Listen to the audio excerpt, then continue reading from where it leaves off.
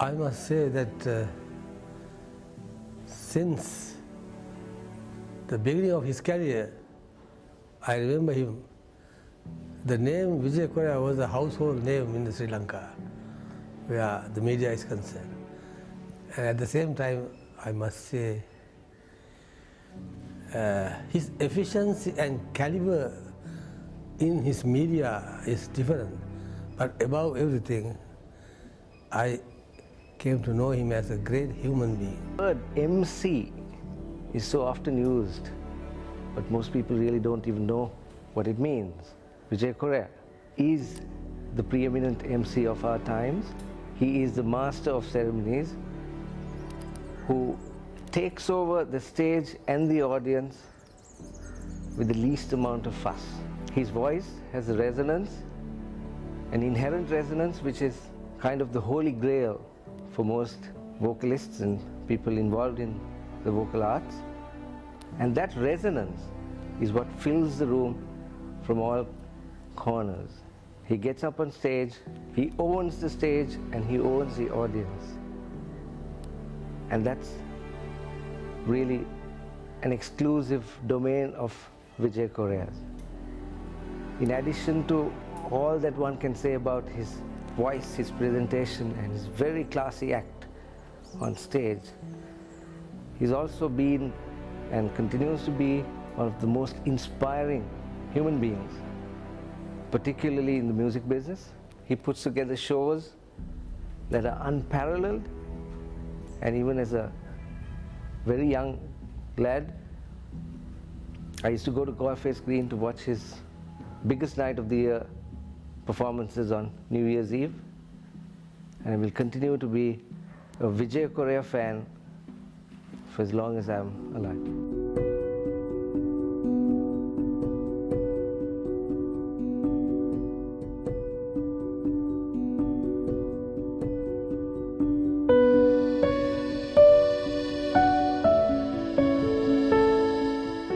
අවඩා ආයුබෝවන්.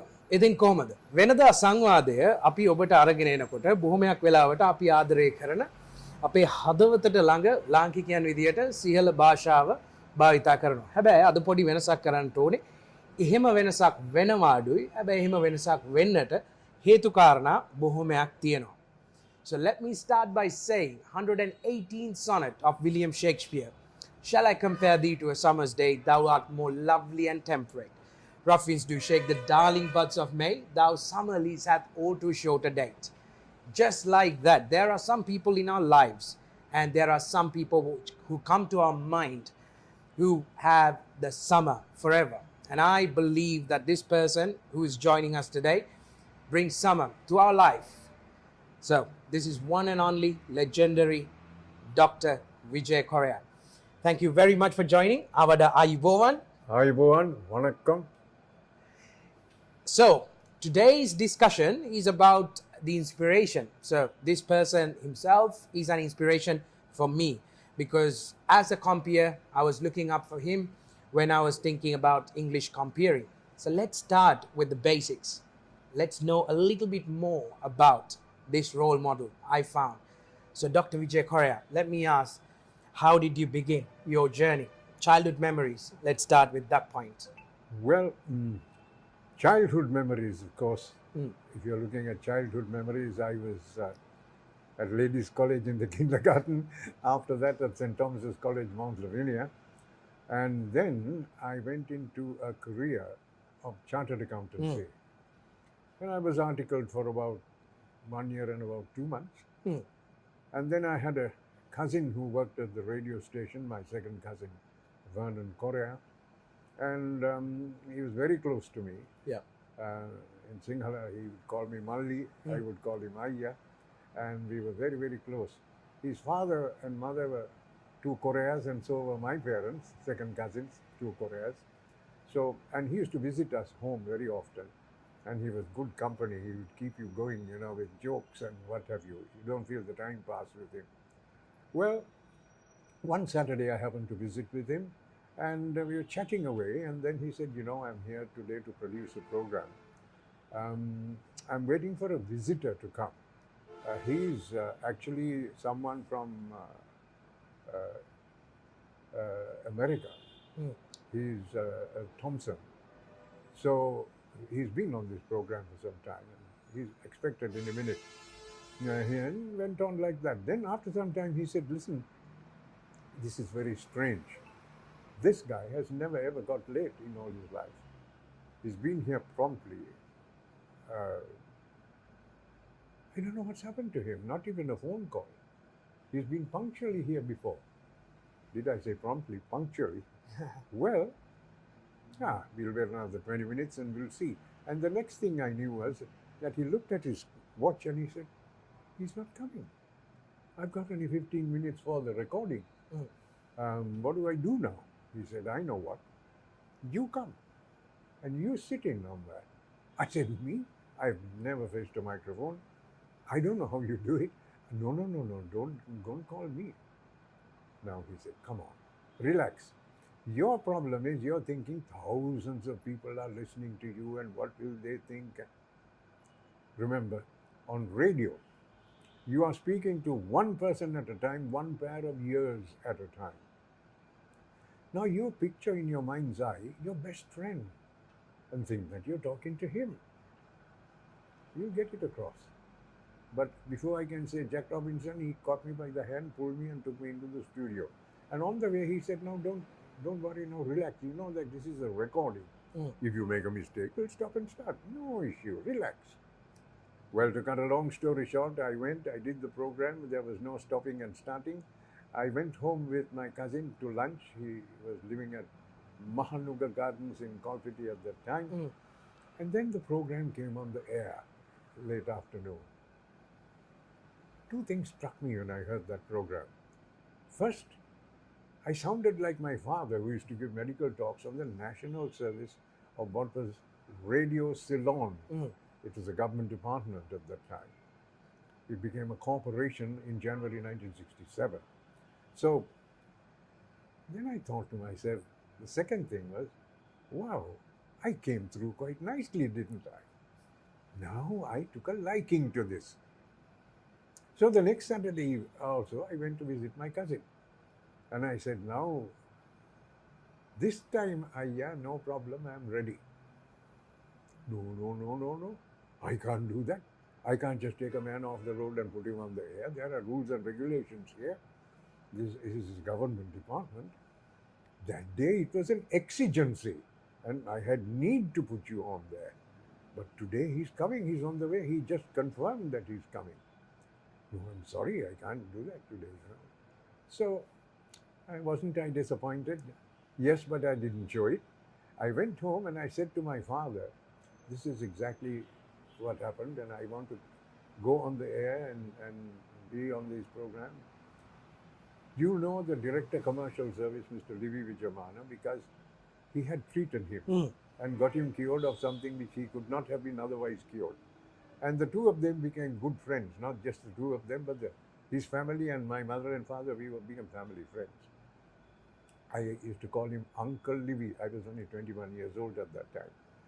Then he said to me, I said, "Can you speak to him and see whether I could go on the air?" My goodness. My father jumped at me. He said, "What? You want to become one of these third-class announcers?" Because at that time, you were either a doctor, an engineer, a lawyer, or at least an architect, a professional. Anything else was not good enough for my parents or for most of the elders at that time. I said, "No, this is just a spot, once a week on a program." "You'll continue with your chartered accountancy." "Of course," I said. And then he spoke to the director, who said, "Ask him to come and see me 45 minutes before the recording." So I went the next Saturday and went and said to him, "Uncle Livy, I have come." Of course, when I joined the radio station, he was no longer Uncle Livy. I would have to serve him in company. But then he said, "You go and wait with your cousin, I'll come down." He was on the first floor, my cousin was on the ground floor. So I sat with my cousin as usual in front of his table, and then comes Mr. Vijaya Corea, and I can still picture him, he put his two hands on either side of the door like this, and he said, "Here, this your cousin is so keen to go on the air. well, that's all right. Put him on a program. And he walked off. Then my cousin said, now I can. Distinctly I can, because now I have authority. And so I was on that program for 8 months. Every week I used to go and do this program. Now this is that I call divine destiny, because one day I was cycling on my rally bicycle on Havelock Road, when suddenly there was a torrential drop of rain. The rain just came down. And I quickly took my bicycle to a side. Near there was a bus stand there, and Hercules Taylor's there, and I was waiting for the rain to cease like this. Then there was a gentleman there with white lawns and white shirt. He looked at me and he said, you are Vijaya Corea. I said, yes. You come every week for that program on the commercial service, don't you? I said, yes, I do. He said, I'm a relief announcer on the national service. My name is Joseph Dinathan. I work for Lake House. Did you not apply for the vacancy that there is for an announcer? I said, no, I didn't even hear about it. What, man, you come every week and you say you don't know anything about it? You're a funny man. He said, I'm telling you, you better apply, because I've heard you and I know you will get it. Then in my innocence, I asked him, how do I apply? Then he said to me, go to any post office, it's in the Gazette, because it's a government department. The application is there, you fill the form accordingly and send it. I did that. I got a letter from the radio station asking me to come for a microphone test. And I went, and I found out that there were 350 applicants. Now this was the year 1964, 8 years after 1956, when Sinhala only was brought in. And so as a result, English was everybody's language, the second language at that time. So 350 applications. Today, I don't think if you advertise the post, you get 35 applications for English announcing. It's so difficult. Wow. Anyway, they did the mic test over several days. Then I was asked to come again for a microphone test. This time there were 150 people. Then I did the microphone test and I went home. You know, you read a news bulletin, you present a program, you read an obituary notice and stuff like that. Then I got a letter, finally, asking me to come for a microphone test and an interview.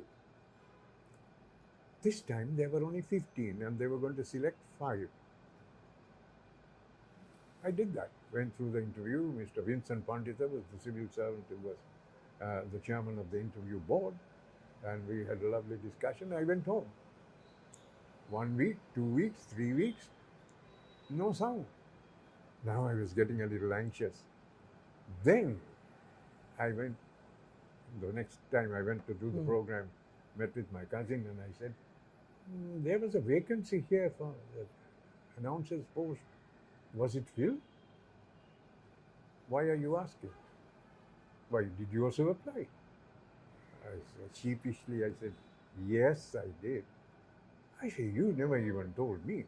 I said, no, I didn't even tell anybody at home. How do I know I'll get selected? But you know something? I haven't heard from the radio station for this long.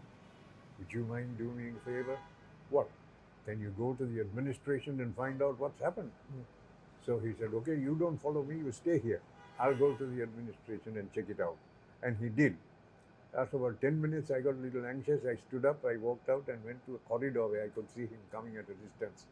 And he came with the thumbs up sign. And then he came up to me and then he said, Malli, congratulations. You have come number 1 by a long chalk. Those were his very words.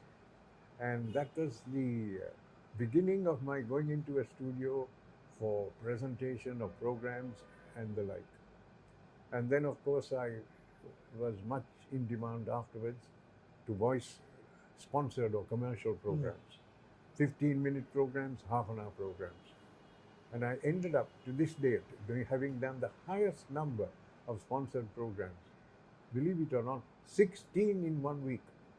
Wow. My dear friend on the Sinhala service, Karunaratna Abhisekara, did the next, 12 programs. And so, whilst this was going on, the rest of it is, of course, how I ended up on stage as a compere, outside of being just a broadcaster. That, I think, is because, shall I go on, or am I talking Yeah, too of much? course. I mean, just before going on the stage, I know you are the first TV presenter as well. So let's explain how you got into the national television. Oh, yes. That, of course, is with the passage of time. Yeah. Sri Lanka, as it was then known after 1972, Yeah. Ceylon became Sri Lanka. We hosted the 5th Non-Aligned Summit Conference. And we had no television in Sri Lanka at that time. Today we have a television station, national station, Rupavahini, we had ITN, and today we have a multifarious number of private channels. But then nothing. One electronic medium, and that was the good old radio station to which I belonged. But then the Ministry of Mass Media undertook to look after the coverage of this whole thing. And Yugoslav Radio Television, there was a company called Yagreb. They came over here and they covered the 5th Non-Aligned Summit Conference to be viewed globally.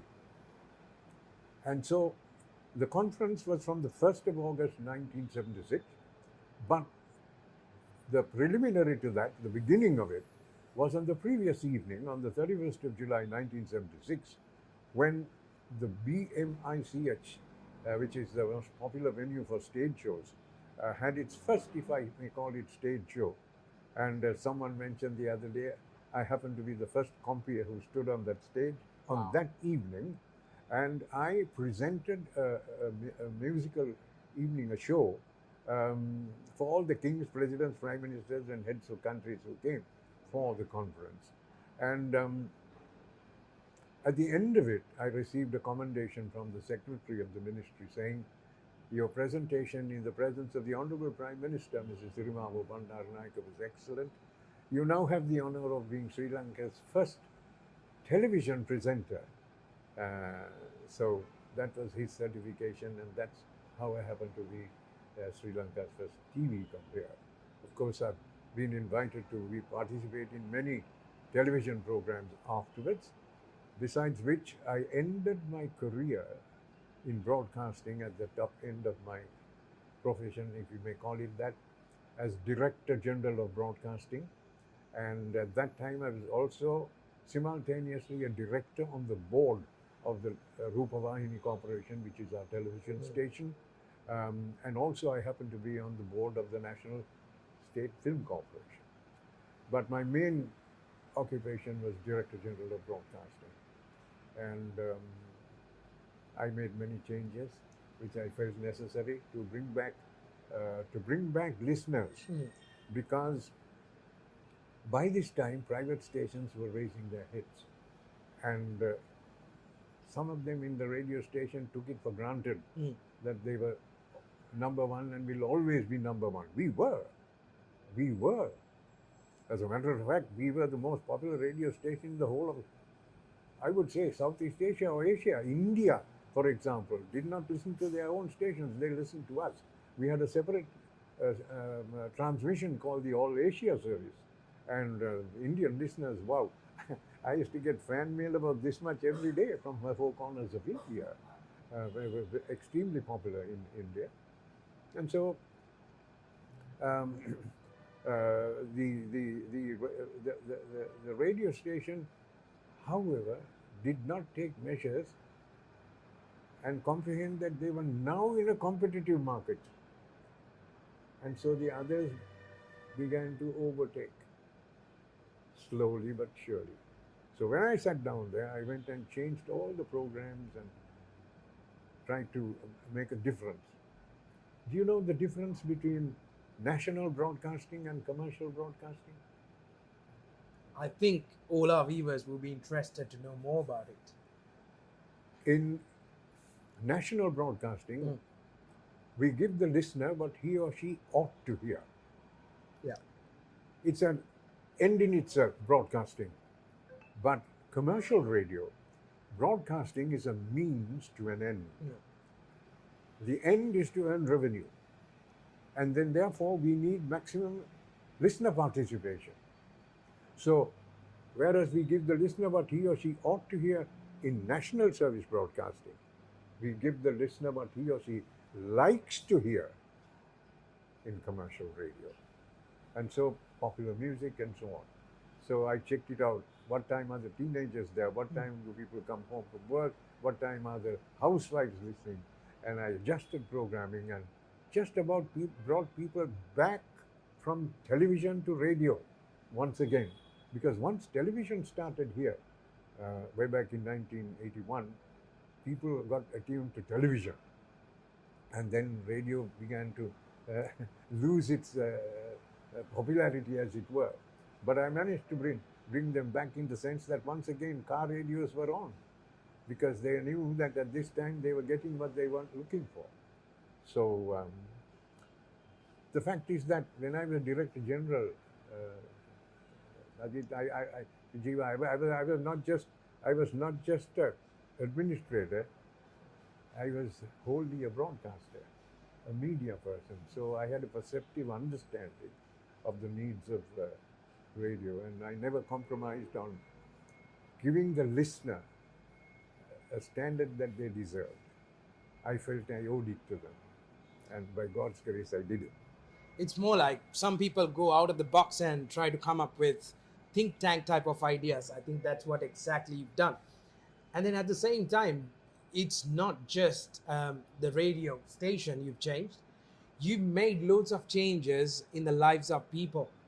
And I think there's a huge list of people you've helped, supported, but especially I would like to take two examples. First, let's talk about Clarence Vijayawardena. How did you find the Moonstones and how you promoted them? Let's talk about it. Clarence Vijayawardena arrived at the radio station way back in 1967.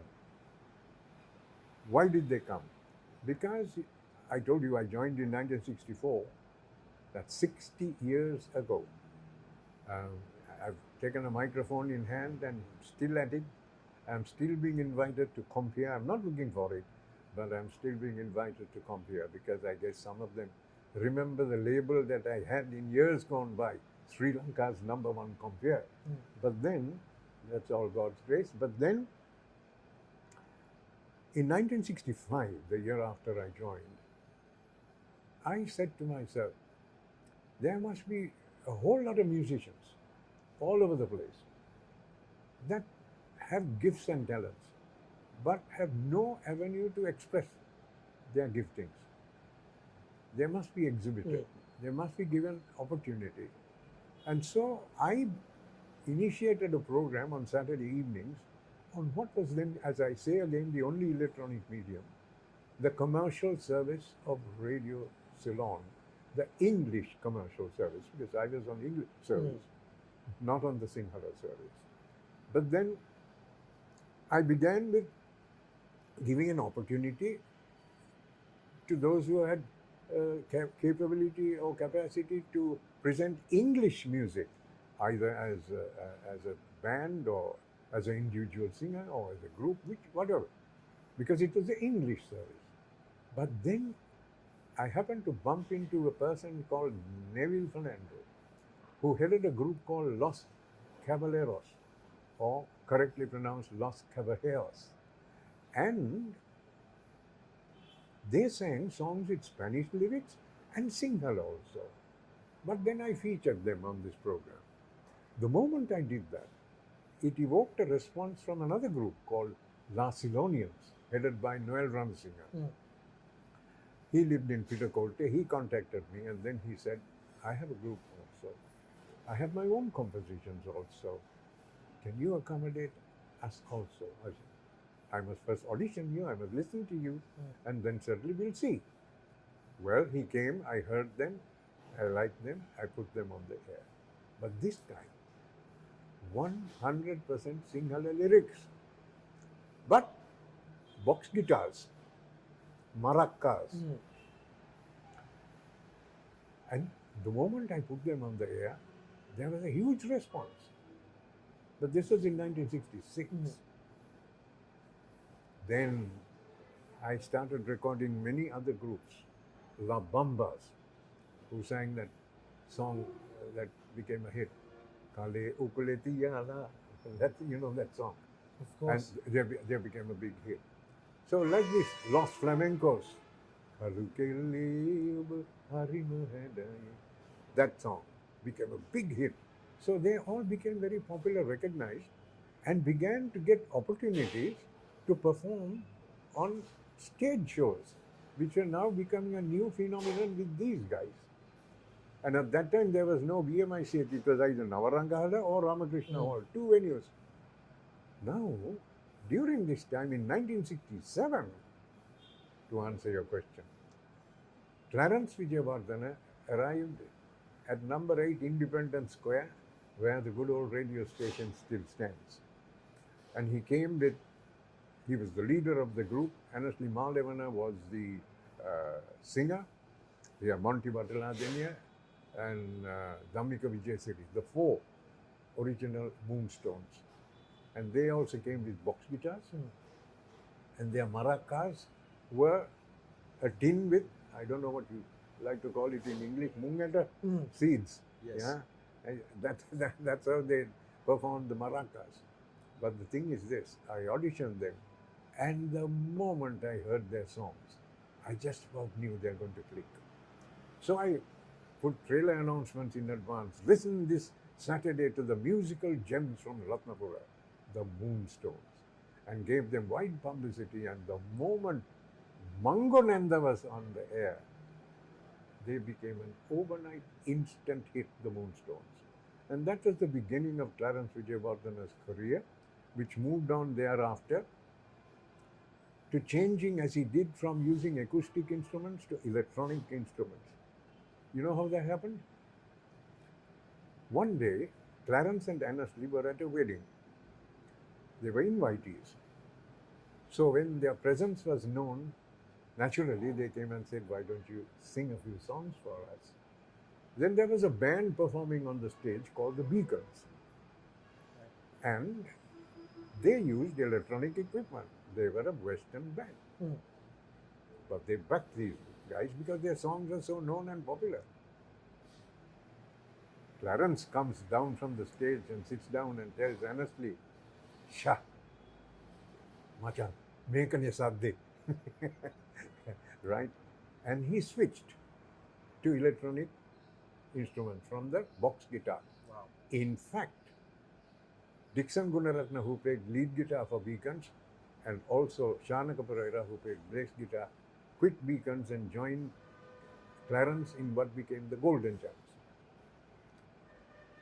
Latterly, of course, we heard of the Super Golden Chimes with Anasli back on the scene. And I not only gave them an opportunity on Saturday Star, Sujiva, I gave them promotion on my sponsored commercial program. And then I broke with history. It was epoch making, where I used to work every Wednesday morning on the air. And there was this morning show. And I divided it into 3 slots every 15 minutes. One was instrumental time.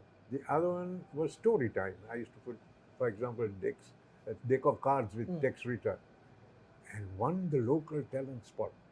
On this, for the first time, I played a song with Sinhala lyrics, Mangonanda. Was it a challenge? It was. After that, I continued to put the other groups also. Right? This is how they got promoted and got well known and were able to make careers for themselves.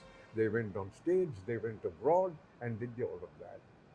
As a matter of fact, about 2 years ago, Anasli Malavana, I heard him, accidentally I was watching television and I heard him saying, in Sinhala, it was an interview, and he said, Vijaya Corea no hitina adu mama metana naha. Ohu api venuwen puduma satanak genica. Well, that's how all of these artists got promoted. And there are many I can mention like that. Indrani Pereira, Three Sisters, Paul Fernando, even Milton Mallavaraji, who came to me. And all of them ended up on vinyl plastic afterwards on 45 RPM EP records. But then there was also this young man, Paul Fernando, who was a student at Prince of Wales College when he began. And then with the passage of time, so many artists like that, including Sunil Pereira, the Gypsies in 1975. Yeah. And I can go on, but I'm going to stop. But I want to tell you this, that even singers like C.T. Fernando, who had given up at that time, and whom I met on the street one day, and I went up to him and spoke to him. His, what we call second innings or Devani Inima, H.R. Jyotipala's second innings of Devani Inima, I had a hand in it. I had a hand in it. So I'm very happy. I went up to C.T. Fernando and I said, "You are C.T. Fernando, aren't you?" I went up to him and he said, "Yes." Reason? I said, "When I was in school, and in 1958, I heard you on the air singing Bilinda Nalave Ukule. I heard you singing Ambili Mame. I heard you singing Pinsiduanne, Suanda Rosa Malmela. Beautiful songs. In waltz tempo, some of them." I said, "Why don't you re-record them with today's music idiom, the electronic music?" Because you see, his was the old, he recorded on 78 RPM initially. So the violins and the oriental instruments. I said, re-record them. Because I said at every party, we break out into your songs. When I go for the Royal Thomian match also, sometimes we break out into your songs when we were young in the tent. He said, "Ne mandang mage kale iwarai mama dan pathekata vela inne." I said, record the same songs all over again with electronic music. I'm telling you, it will work. Right. I said, "Give me your telephone number." I took it. I went and I spoke to Lincoln De Silva, whom I was going to feature on another program that I had suggested to an advertiser, Zeller's Chocolates, the Zeller's Go-Go Show. And I said, "Can you do me something?" Lincoln asked me, "What?" "Can you accompany C.T. Fernando for 4 half-hour programs with an audience I want to record?" He said, "Provided he comes for practices." Then I phoned C.T. and said, "There, I've done it. I've opened the door for you. Contact Lincoln. This is the number, but you must go for practices, okay?" Well, to cut that story short, he went for practices. He came for the Zeller's Go-Go Show. Wow. He became an amazing hit because this was on the English service. You know, I used to compare dancers. And usually there used to be a cabaret. There's a guy called Wallace who used to bring cabarets, striptease and all kinds of nonsense. But that particular dance, when I went during dinner time, what was the cabaret time occupied by? C.T. Fernando singing 5 songs. Right. So latterly, C.T. was on every stage show. I helped even M.S. Fernando. And one day when I was comparing a show, it was at the Ramakrishna Hall. I had introduced Dalreen and I came backstage. And then somebody tapped me on my shoulder. He said, "Can I speak to you a few words?" I said, "It's a little noisy here. We go to the back." I went to the back and he tells me, "I am H.R. Jyotipala." I said, "Oh," I said. When that Odeon cinema began in Mount Lavinia, first day, first show, I was in school. I went and saw the first day, first show. I paid 50 cents and sat in the gallery and watched that show, Suratadi, and you sang Siriyame Sara. I remember, I said. Then he says, "Balanda e ukkomat danna. Balanda me vedikawe inne ukkoma 190ක් ඔබතුමාගේ හස්තයෙන් බිහි වුණාය. 90% came from your hand. Why don't you help me also?" I told him in my Sinhala language, I said, "Jyoti, තනන්න නම් මේසන්ගේ අතට හැන්ද දෙන්න ඕන." ඒ කියන්නේ, he said, "What do you mean by that?" I said, "Well, give me some music. I'm on the English service. Give me some music with electronic backing. I'll do the rest for you."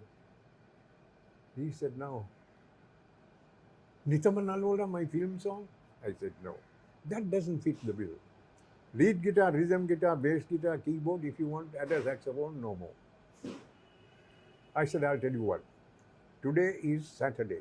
On Monday, you go and meet Mr. Gerald Vikramasuriya near the clock tower in Fort. He's producing Surya records. I'll speak to him.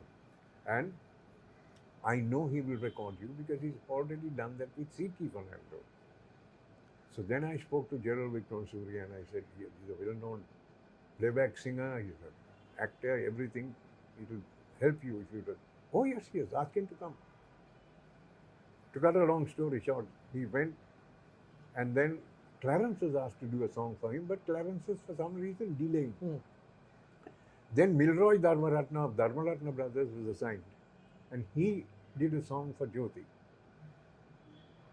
And it started like this. Dun dun dun dun dun dun dun dun dun dun dun dun dun dun dun dun dun dun. You know the song? Yes. Durakata nayaki mamoba amatani amuviya nohaki nisa. That became an instant hit. I put it on the air, I promoted it and did what I had to do. And H.R. Jyotipala got where he wanted to get to. 5 months later, I presented him at the Navarangala. And that day he came and he got hold of my hand and he said, I don't know how to thank you. I don't know how to thank you. And then he says, I have a good friend of mine in the fish market. I'll bring and give you fresh sea fish, if you like. Good stuff. I said, no, thank you very much, Jyoti. I don't want sea fish. But if you can get me some lagoon crabs, that's different. My goodness. The next Saturday morning, 6:15 in the morning, he's in my house. Gunny bag full of live crabs. So my mother was alive at that time, my late wife was alive. They were thinking what to do with this. Neighbors, relations, everybody distributed live crabs. And we had crab curry for 1 week after that. See, I mean, so many memories, and you've helped loads of people as well to shine in their lives. But at the same time, I feel like the society and the culture that we live in now lacks those emotions and compassion as well.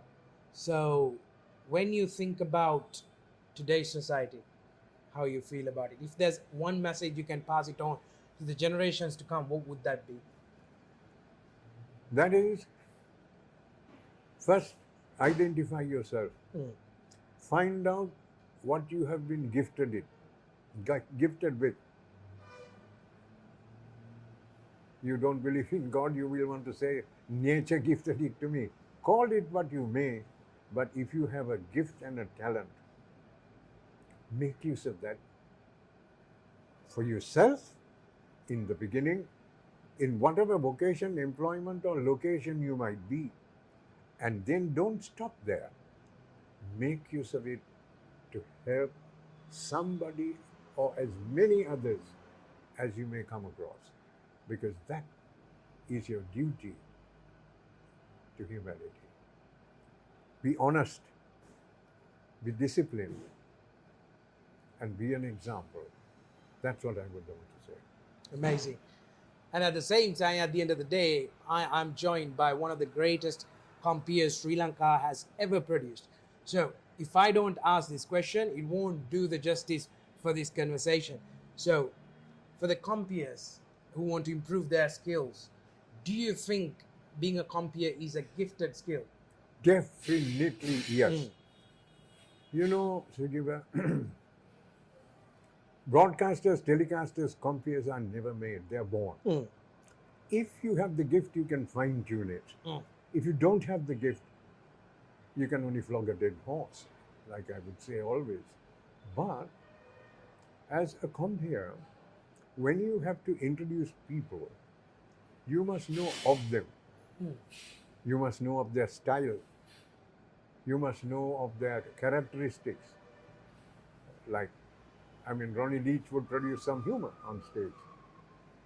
So what to say about them differs from one person to the other. And you need to know whom you are going to present.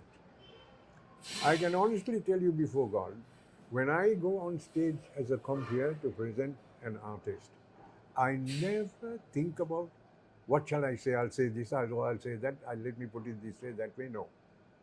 I just go, open my mouth, say what I have to say, close my mouth, and I come away. It's instant because it just comes from you like that. It is. I remember once I introduced, you know, Maria Gunathilaka, Yes. Candila Mystery. Yes. She's now like this. I introduced her on stage. I knew her when she was a young girl, 16, 17. I put her on the air as well. I mean, there are a number of artists I don't even come to mind now. Now, just now, Maria came to mind. So I had introduced her on stage, and she finally sang Candila Mystery as a final song, and she got a thunderous round of applause. And I walked back to introduce the next artist, and she was just walking away. And I told the audience, I took a part of that song, and I said, there goes 10 acres Goyam. And the audience laughed and laughed and laughed. So it's kind of instant, you know, when you, something tells you to say something and you say it. I think that's one good advice for every one of us. Be natural and be yourself. That's the best thing you can do as a compeer. So with that intention, everything should come to an end. So just like that, this conversation faces the same scenario. So, you know, in most of the conversations, if it is a singer, I will ask them to end up with a part of a song. But here, we are joined by one of the greatest compeers we have. So I think we should go back to the 70s and remind everyone how you would sound. And let's echo the words from your own mouth. What you are wanting to say? Let's say we are with Clarence Vijay and Asli Malevana. So you are introducing Moonstones. Well, ladies and gentlemen, here is talent at its best, creativity at its utmost. Here is an opportunity for you to enjoy melody and lyric put together. Put your hands together for the Moonstones. Amazing. Thank you very much for your time today. It was a great experience. And I believe that we may continue the conversation when I'm back in Sri Lanka one day. Till then, I wish you all the very best. Good health. If you get me down to your home country. Exactly. So, the guys in the UK, I think this is long overdue. You know, back to the 70s, we always do it in the UK. I think we should bring the man who put most of these stars on the map. So, let's bring him, and I would like to join him on stage as well, if possible. So, let's keep it as a dream. One thing I can do if I come is I can tell of the history, the beginnings of all these artists of the 60s and the 70s and anecdotes and the like, which I can humbly but honestly say only I know. Yes. I mean, he's a book. So I think it's better we read the chapters. That's the best we can do. With that intention, let me thank you for your time. Okay. And we'll have a conversation later as well. And until then, goodbye and enjoy the rest of the day. Avada Ayubowan. Ayubowan. I believe you had a great time. On another day, we'll catch you with another great, insightful conversation. Until then, over and out. Avada Ayubowan.